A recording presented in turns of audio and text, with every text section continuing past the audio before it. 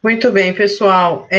Boa tarde a todos. O chat está liberado para registrarem a presença. Por favor, nome completo e série. Já vou começar aqui o compartilhamento de tela.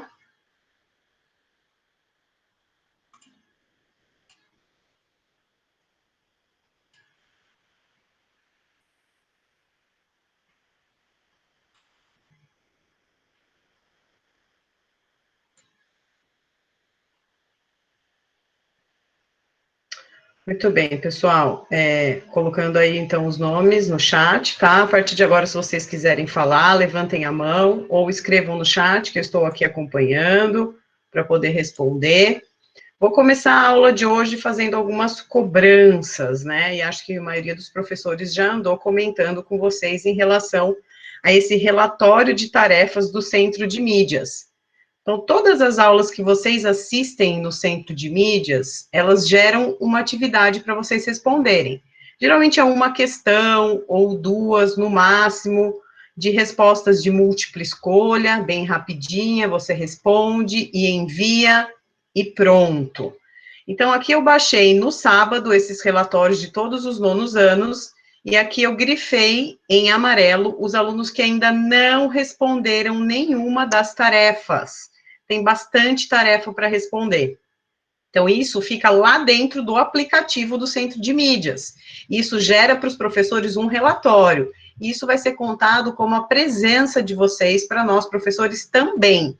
Então, vocês têm formas de presença, enviar as fotos do caderno, que encerrou na sexta-feira, era até sexta que eu estava recebendo.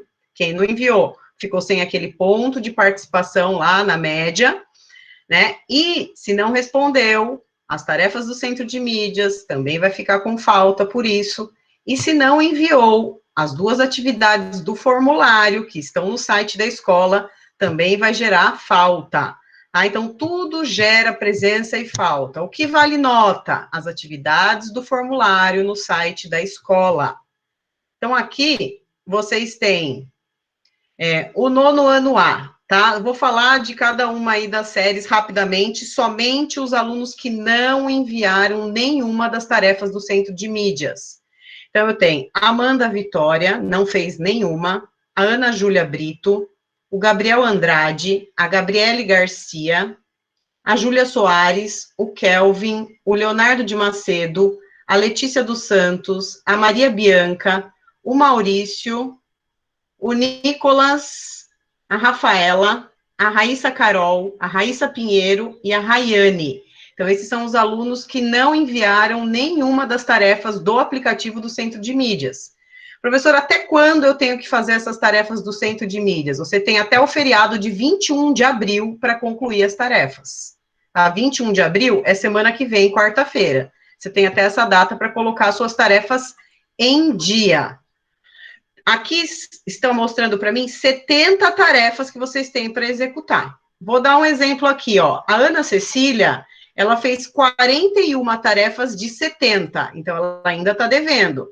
O último acesso da Ana Cecília nas tarefas foi dia 21 de março. Depois dessa data, ela não acessou mais as tarefas e não respondeu mais nada, tá? Vitória Kelly fez 60 de 70, tá faltando 10 tarefas para concluir, Vitória. O último acesso seu foi dia 9 de abril, nas tarefas do Centro de Mídias. Então, esse relatório aqui eu vou mandar ao final da aula para vocês lá no grupo do WhatsApp. Então, vocês vão ter esse relatório lá para você poder consultar e ver a sua situação. Fala, Leonardo Neves. Professora, as primeiras atividades eu não consegui fazer porque as primeiras atividades que teve, eu não conseguia fazer porque eu não sabia como fazer elas. Bom, mas agora você já sabe fazer. Sim. Então. Vamos ver como é que tá do Centro de Mídias, do aplicativo. Tá? Vocês têm a professora Proatec, que está nos grupos de sala para auxiliar vocês a poder mexer no aplicativo. Então, a professora Ana Pinholato é a professora de apoio à tecnologia. A Cecília, a coordenadora, mandou o contato dela lá no grupo. Vocês entrem em contato com ela se vocês tiverem algum problema em relação ao aplicativo, as tarefas, onde achar, como fazer, enfim, tudo sobre isso. Vamos para o nono B. O nono B, quem não enviou nenhuma, foi a Heloísa Fernanda, o Fagner, a Júlia Rafaela, o Cauã Milani, o Cauã Henrique, a Maria Danila, o Matheus Henrique, o Pedro Luiz, a Raíssa de Lima, o Vinícius Felipe e o Vinícius Santos Pereira. Esses alunos não fizeram nenhuma das tarefas. Lembrem, é urgente, até a semana que vem. Tem 70 tarefas para fazer. Vou pegar um exemplo aqui qualquer aqui. Vitória Capelato. A Vitória Capelato fez 52 tarefas de 70. E o último acesso dela foi em 9 de abril. Então, ela precisa concluir também as tarefas. Então, tem alunos pendentes e tem alunos que já executaram. Ó, quem fez todas aqui dessa sala? O Matheus Vieira Fonseca. Matheus fez todas, ó, ele concluiu 70 de 70. Tá? Quem fez todas aqui também? A Raíssa Fernanda. Fez também a Poliana, também fez todas. A Vitória Garcia também fez todas. Então, tem alunos aqui também. Gustavo Aparecido fez todas. O David fez todas. Então, tem aluno que já fez todas. E tem alunos que está devendo ainda. Vamos para o nono C. Nono C, quem não fez nada? Adriel, Arthur, Beatriz, Camila Fernanda, Eduardo Augusto, Gabriel de Oliveira, Gustavo de Oliveira, Thalisson e Vitor Augusto. Tá? Esses alunos não realizaram as tarefas, precisam concluir. Vou pegar um exemplo. Aqui do nono C já tem 71 tarefas já liberadas para vocês. Quem fez tudo aqui, ó? A Ellen fez todas. O Giovanni também fez todas. A Eduarda fez todas. A Ana Clara fez todas. Então, tem aluno que já concluiu e tem aluno que ainda está para concluir. Vou pegar um caso aqui, ó. O Rafael, ele fez 59 de 71. Então, tá faltando algumas para terminar. Vitória Kelly, eu acabei de ver no centro de mídias as suas atividades e não está aparecendo que eu já fiz a sua, só tem a de matemática e artes. Aqui, Vitória, são todas as tarefas, não é só de ciências. Então, 71 é de todas as matérias desde o dia 8 de fevereiro, essas atividades. Eu não peguei só as de ciências, eu peguei de todas as disciplinas juntas, ok? Então, o sistema da Secretaria Digital, que é onde a gente tira esse relatório, ele é atualizado no final de cada dia. Então, à noite, ele é atualizado, ou seja, os alunos que foram respondendo durante o dia, só vai carregar no sistema no final do dia. Então, se o professor olhou de manhã e, de repente, você respondeu hoje, o professor não está atualizado ainda, porque só atualiza no final do dia. Então, tem que ter um pouco mais de paciência, tá bom? Eu estou falando de todas, não só de ciências. Por que uma sala tem 70 e outra 71? Por conta dessa história que eu falei de carregar. Então, a atualização e o carregamento, ele vai acontecendo em etapas. Então, tem umas salas que já foram liberadas mais tarefas do que em outras salas. Então, isso é do sistema, é a lentidão do sistema. Mas todas terão o mesmo número de tarefas. Nono D. Quem não fez nada no nono D? O Cauã Novaes, a Larissa Fontana, o Lucas Rena, o Luiz Gustavo, a Luísa, o Marcos Vinícius, o Natan Felipe, a Nicole Lourenço, o Pedro Henrique, o Vitor Gabriel e o Wesley. Esses não fizeram nada, tá? Tem aluno que já concluiu? Tem. A Isabelle já concluiu. Quem mais aqui já concluiu? O Felipe Soares, o Felipe Augusto. Então, esses alunos já completaram as 71 tarefas. Os outros que eu não falei estão devendo algumas. Nono E. Não fizeram nada. Gabriel Felipe, Gabriel Kiyoshi Hashimoto, o Giovanni Ken Hashimoto, o Gustavo Rodrigues, o João Cauã, a Karen, o Cauê Aparecido, a Maria Fernanda, a Maria Gabriele, a Rebeca, a Taline, o Tiago Alves, o Tiago Gato e o Vitor de Oliveira. Esses alunos não começaram a fazer as tarefas, precisam se agilizar. Quem já fez todas? O Luiz Felipe já fez todas. Deixa eu ver mais quem aqui. A Bianca Caroline fez todas. A Maria Vitória fez todas, só. O restante está devendo as tarefas ainda. Então, pessoal, as tarefas do Centro de Mídias é para vocês contarem a presença e participação nessas aulas do aplicativo, que gera um relatório para todos os professores, e também para vocês aí terem mais aprendizado. Então, sempre quando termina uma aula do Centro de Mídias, o professor daquela aula do Centro de Mídias é que faz essa tarefa e coloca para vocês. Não somos nós da escola. As nossas tarefas são aquelas do site da escola. Essas daqui são do Centro de Mídias, que você faz dentro do aplicativo. Então, você tem 2 lugares para você fazer lição. Um que é dentro do aplicativo, que são as tarefas, e a outra que é no site da escola, que são os formulários. Até agora, foram 2 formulários de cada matéria. E no Centro de Mídias, 71 tarefas. Fala, Leonardo. Professora, todas essas 70 atividades estão disponíveis para fazer? Sim, todas estão disponíveis no campo de tarefas. Entendi. Tá? Você vai lá em turmas, vai procurar sua turma, e aí vai lá em tarefas. Esse é o caminho. Eu vi agora há pouco, tem umas 10 atividades que eu tenho que fazer ainda. Isso, muito bem.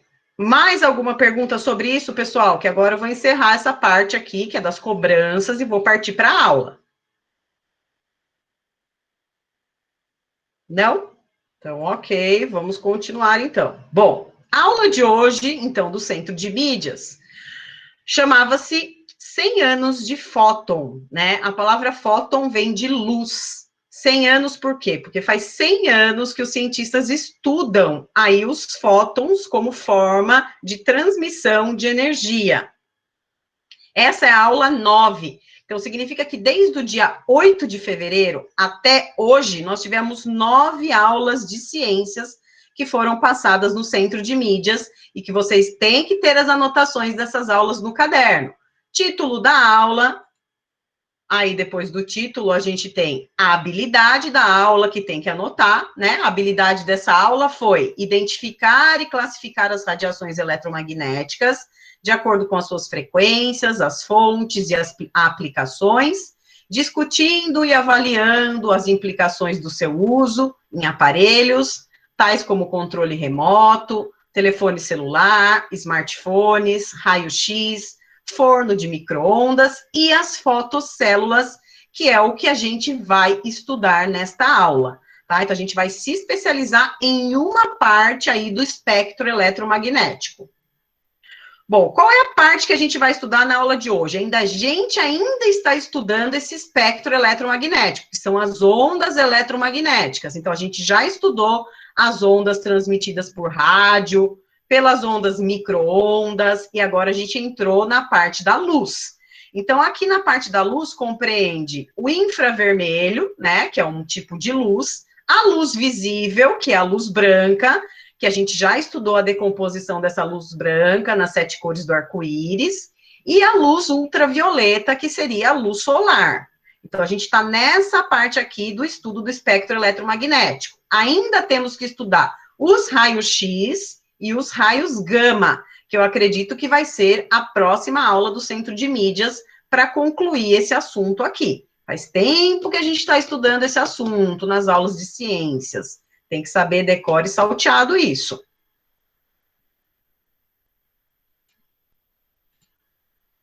Bom, o que permite o funcionamento desses aparelhos aqui, né? Então, isso aqui é muito comum em shopping centers, né? Em banheiros que a gente tem aí em algumas paradas, quando a gente vai viajar na estrada, a gente para comer ou ir ao banheiro. Nos banheiros tem esses secadores, né? Que a gente seca as mãos, em vez de usar as toalhinhas de papel, a gente usa esse tipo de secador. Então, alguma coisa faz esse secador ser ativado. A gente também tem esses tipos de torneira, que hoje são torneiras mais econômicas, que a gente coloca a mão aqui na frente desse equipamentozinho aqui, dessa bolinha, né, que é chamada de sensor, e ela ativa aqui a saída da água. Então, o que será que permite o funcionamento desses aparelhos? Vamos assistir um vídeo aqui para poder explicar, prestem atenção.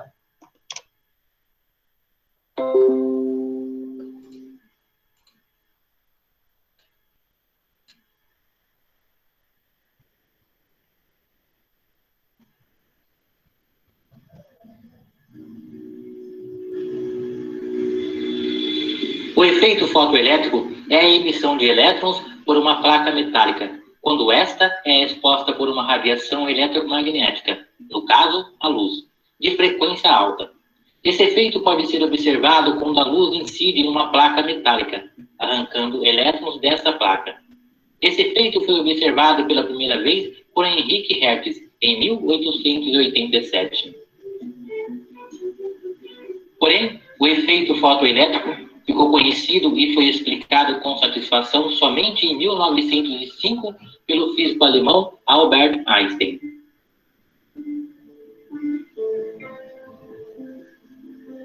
Antes de explicar melhor o efeito fotoelétrico, vamos relembrar que toda matéria é formada por diminutas partículas conhecidas como átomo.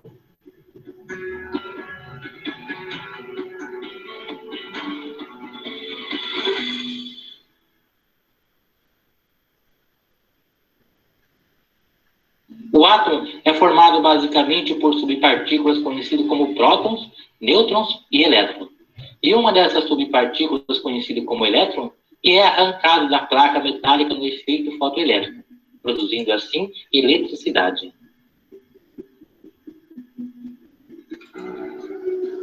Em uma placa metálica, que é formada por átomos, a quantidade de elétrons livres é bem superior às de outros materiais.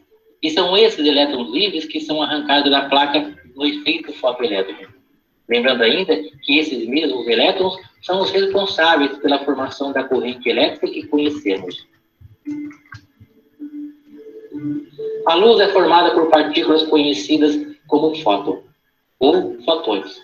Essas partículas têm origem quando os elétrons das camadas eletrônicas dos átomos são excitados e obrigados a mudarem de camadas. Assim, nessa troca de camadas, tem origem os fótons. Devemos lembrar também que a luz tem comportamento dual. Ora se comporta como partícula, ora se comporta como onda. A sua interação no efeito fotoelétrico é como partícula. Agora, com a maior compreensão do átomo e de como se forma a corrente elétrica, fica mais fácil de explicar como se dá o efeito fotoelétrico. O mesmo se dá quando uma incidência de luz com alta frequência atinge uma placa metálica, arrancando dela elétrons livres, que poderá ser utilizado como trabalho.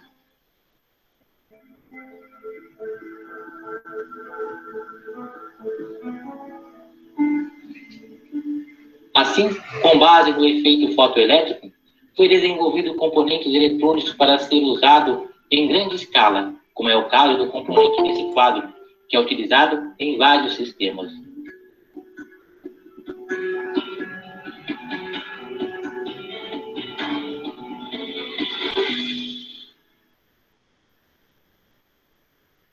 São inúmeras as aplicações do efeito fotoelétrico em nosso dia a dia. Esse efeito está quase em toda parte em que vamos no nosso dia. Tanto em áreas urbanas como em áreas rurais.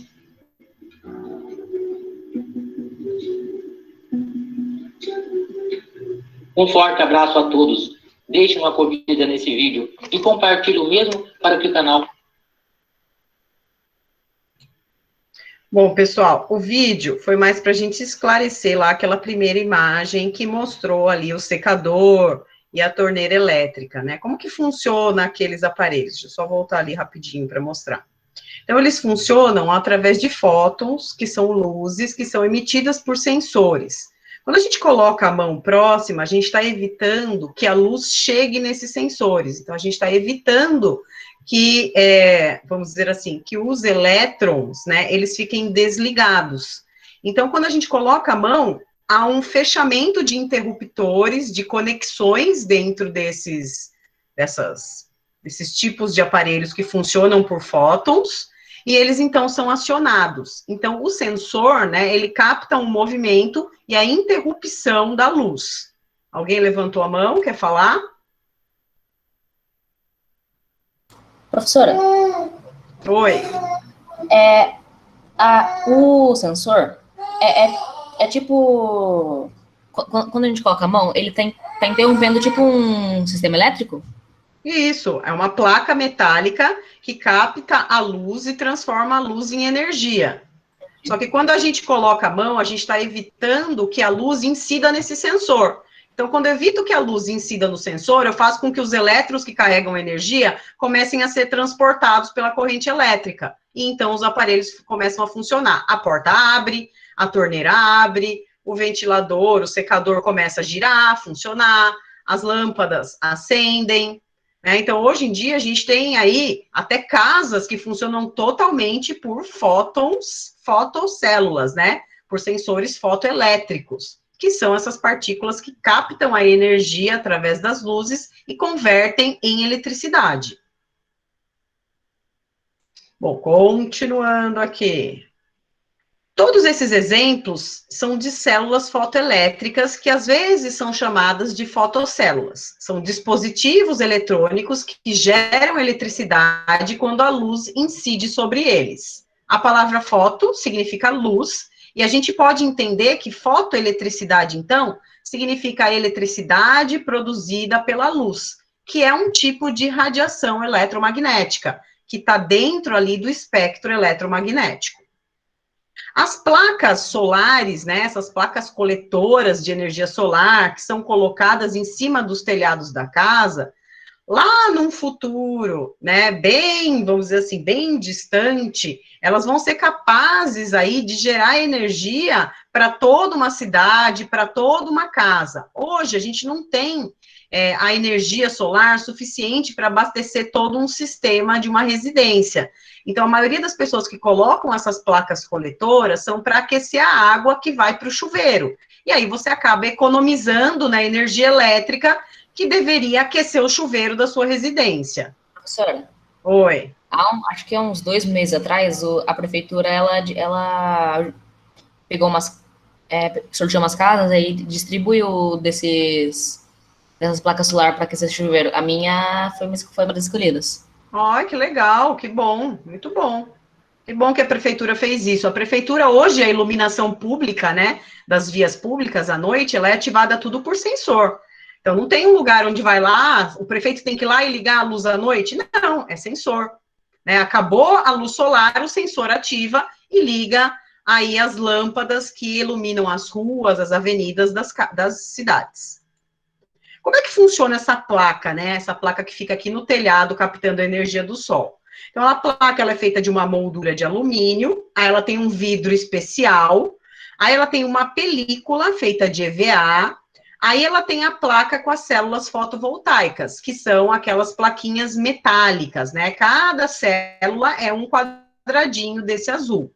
Aí embaixo das células fotovoltaicas, a gente tem uma película também de EVA para proteger, tem um fundo protetor, e aí tem, então, uma caixa de junção, né? Essa caixa de junção, vamos ver ela aqui nesse outro desenho ao lado. Então, aqui está a placa no telhado. A energia do sol vem, incide nessas células fotovoltaicas, essa energia do sol acaba convertendo a energia solar dentro da casa ou da empresa.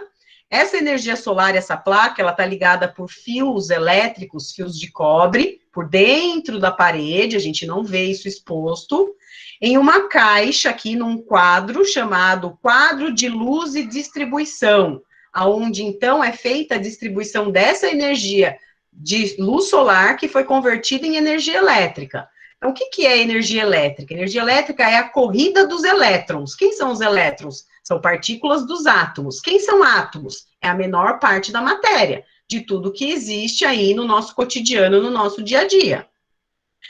Aí, o que vai acontecer?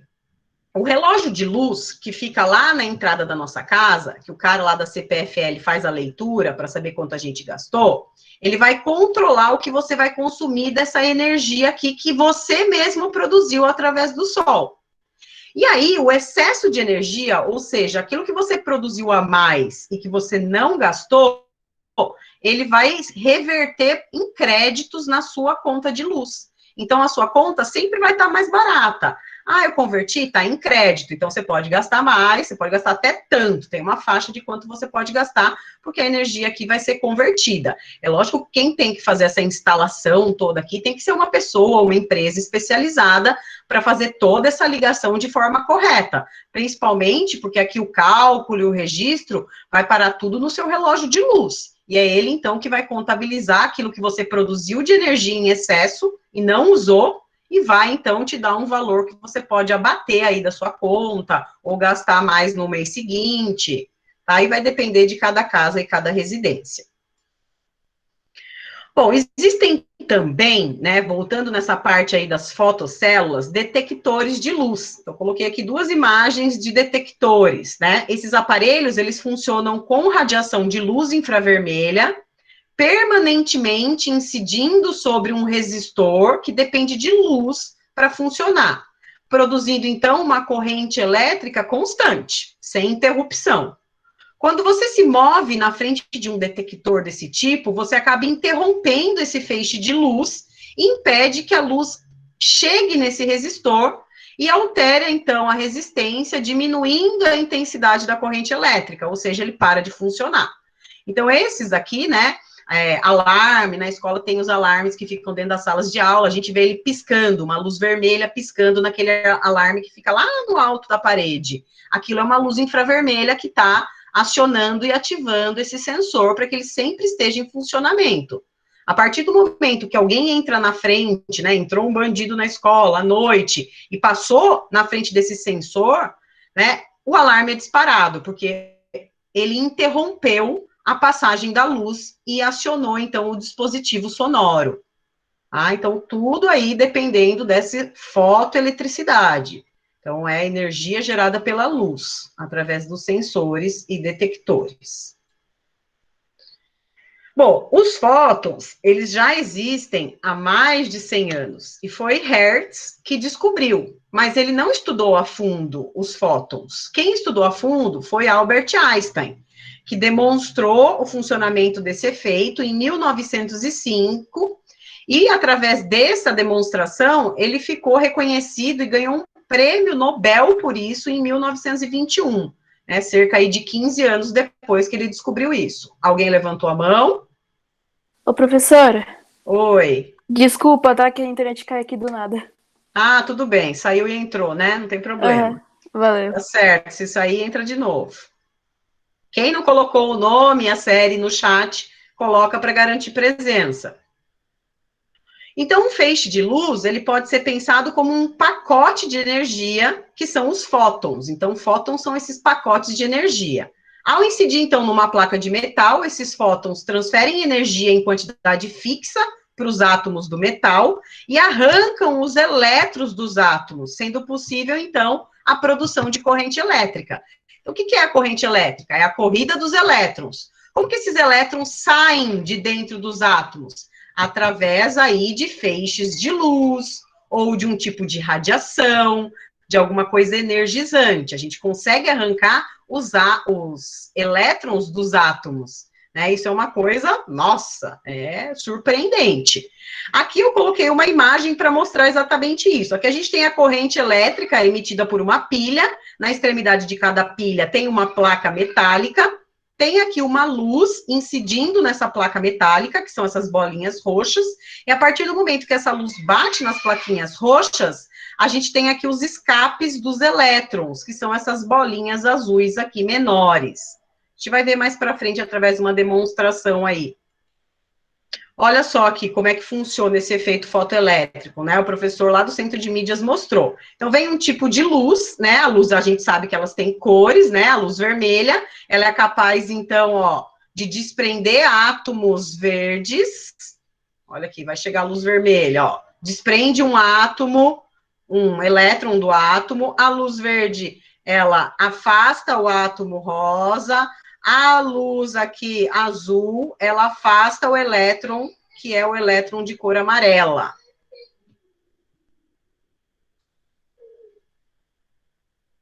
Aqui novamente, né? Então, o que, que a gente chama de fotoeletricidade? É a energia que vem da luz, que é convertida em energia elétrica, que pode acontecer em células fotocondutoras, em fotoemissoras, em fotovoltaicas. É importante que a gente entender que é a frequência da luz que incide, que arranca os elétrons dos átomos. Então, a frequência, ela é medida em unidade de medida chamada Hertz, que foi o cara que descobriu os fótons. Então, por isso que a unidade de medida de frequência de luz é chamada de Hertz, né, que é capaz aí de desprender elétrons dos átomos.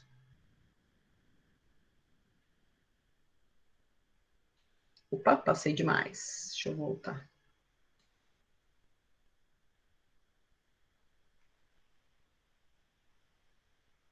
Então, aqui a gente tem uma placa metálica que vai servir como um terminal negativo, e aí o professor ensinou que o terminal negativo é chamado de catodo, ele é colocado dentro de um tubo de vidro, de onde o ar ele foi completamente removido, então a gente não pode ter interferência do ar quando a gente vai fazer uma experiência fotoelétrica, a gente tem que trabalhar no vácuo, que é o espaço vazio.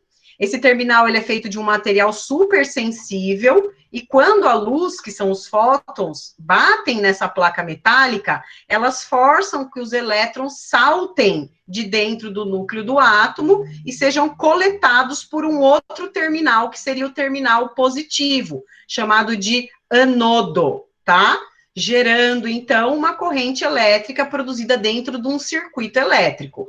Pessoal, esses nomes não precisa guardar, isso é mais para vocês entenderem o funcionamento das fotocélulas. Saber que corrente elétrica é elétron, que eles saem do núcleo dos átomos através aí de luz, né, quando incide de uma placa metálica. O metal, ele tem carga negativa e eles são lançados, esses elétrons, para outros tipos de coletores, de terminais coletores que têm carga positiva. A gente sempre tem que ter cargas opostas se atraem, tá? Cargas iguais se repelem, se afastam.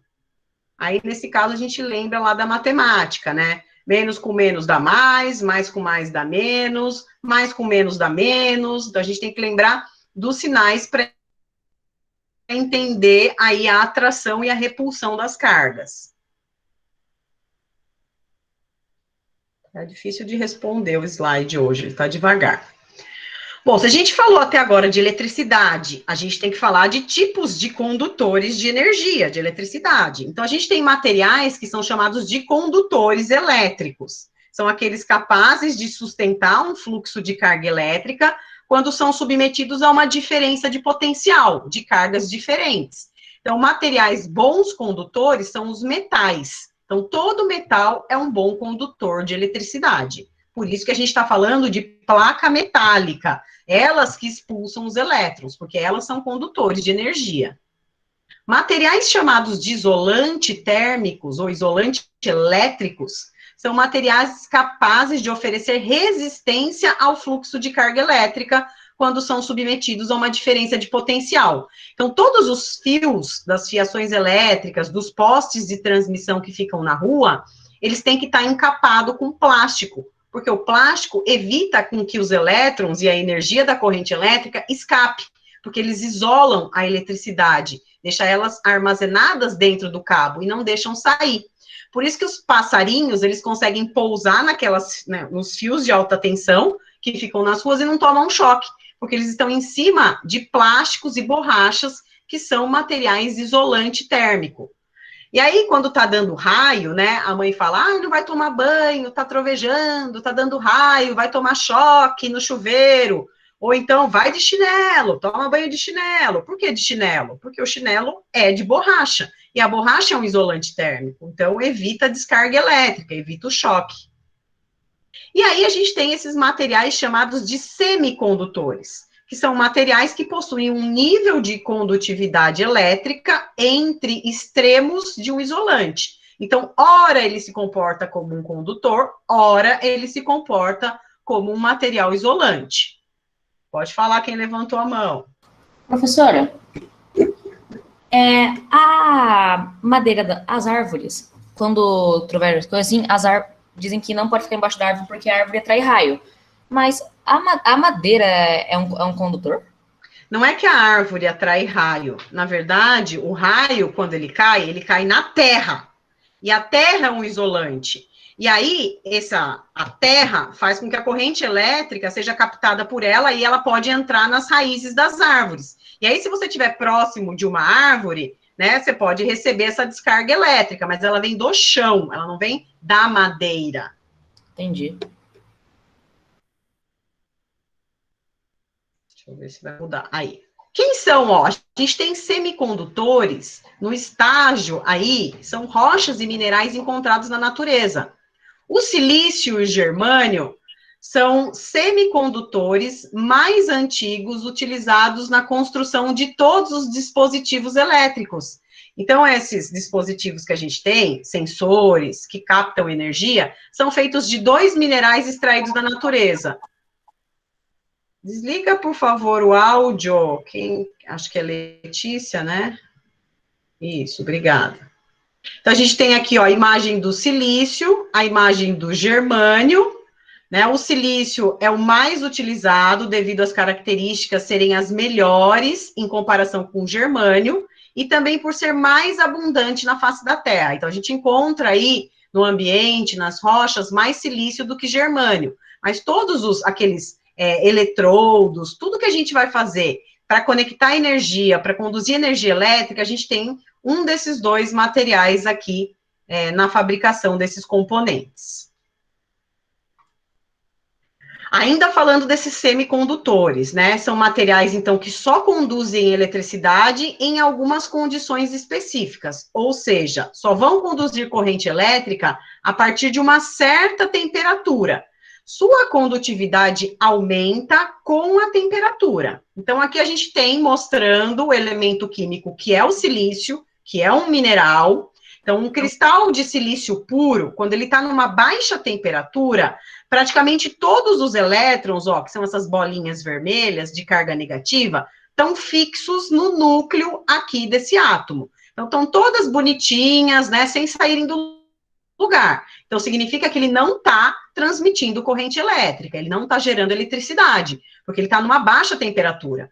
Agora, se eu aumentar a temperatura desse elemento químico, desse mineral, chamado de silício, aí, então, ele vai se comportar como um condutor de energia. Então, aqui eu vou ver que quando eu aumento a temperatura, olha o que vai acontecer. Esse elétron, ele estava aqui, ele já escapou.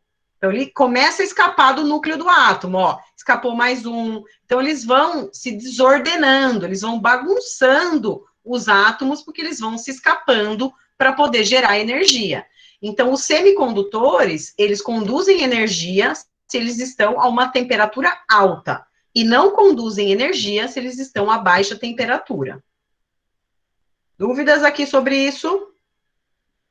Não? Tranquilo? Então, os slides eu vou mandar no grupo de Zap, para que vocês possam fazer as anotações no caderno. Quem tiver impressora e quiser imprimir e colar, em vez de ficar copiando, pode, professora? Pode. A organização do seu caderno é o seu critério. O importante é que você tenha as informações das aulas registradas no seu caderno. Professora, a Vitória te perguntou alguma coisa. Vitória, deixa eu ver aqui que eu subi o chat. Deixa eu ver, Vitória Kelly? Professora, eu preciso ir porque eu tenho oftalmologista. Tem como ver o resto da aula? Tem, Vitória. Você assiste a gravação, o finalzinho da aula. Não vai ficar com falta, não. Já registrou presença. Daniel, a aula fica gravada depois. Isso, Daniel já respondeu por mim. Obrigada, Daniel. Então, vamos retomar lá os pontos principais da aula de hoje. Então, na aula de hoje, a gente falou das fotocélulas, que funcionam com o efeito fotoelétrico, no qual uma radiação que incide sobre uma placa metálica, lembra que tem que ter o metal, porque ele é um condutor de energia, ou um semicondutor, no caso o silício, mas que tem que estar uma temperatura alta para poder fazer esse papel. Eles podem arrancar os elétrons dos átomos desses materiais e estabelecer uma corrente elétrica. Então, nessa aula, você tem que saber a importância da luz para gerar eletricidade, para gerar energia, você tem que saber o que é corrente elétrica, e você tem que saber a diferença entre materiais que são materiais condutores, isolantes e semicondutores de energia, certo? Não saiam da aula ainda. Eu gostaria de agradecer a todos pela atenção na aula de hoje, pela participação, e aí a gente vai se ver na próxima aula, ainda não saiam.